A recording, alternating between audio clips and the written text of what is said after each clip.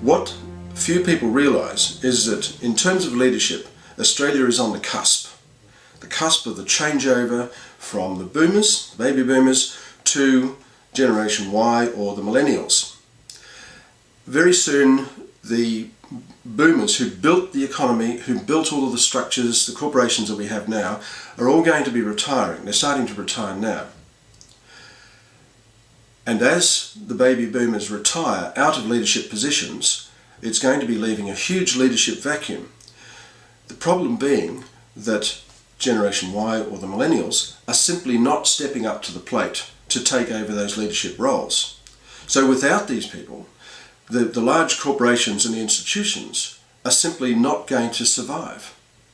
Because Gen Y, the research is showing, they don't trust large organisations, government, church, corporations, because they're basically deemed to be corrupt, selfish, greedy, anti-human, unhuman.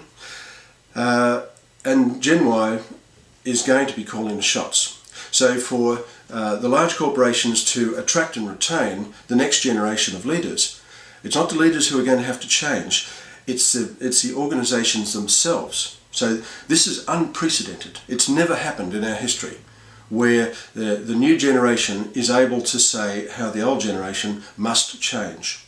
And so the whole ship of state has to turn to accommodate the values of the next generation. And interestingly enough, the values are what we call postformal, which is to say that they're much more human, where people matter. And so we have basically a business economy where people are just numbers. People don't matter. They're just things, despite all of the rhetoric about our most important resource are our people. So in a world where people can just be discarded en bloc, is it any wonder that the Millennials are saying we're simply not buying into these cultures? We're going to do things our own way, and that's what they're doing.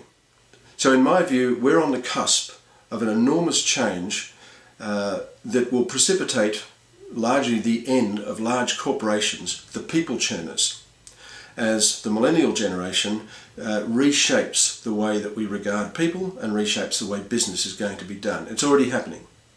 So a lot of my work is with senior executives in the C-suite, helping them to adapt to suit the new generation of young people and young leaders who have a completely different worldview. So the question that senior leaders in corporations and large businesses have to ask themselves now is, how do I have to change to attract and retain the best and the brightest coming up through the millennial generation? What do we have to do that's different? Where do we go in a world that's going to be changing out of all recognition? And so a lot of people are quite frightened, I think with good cause, because we're heading into an era that's totally unprecedented in terms of change, in terms of risk, and in terms of how people relate to each other in leadership roles.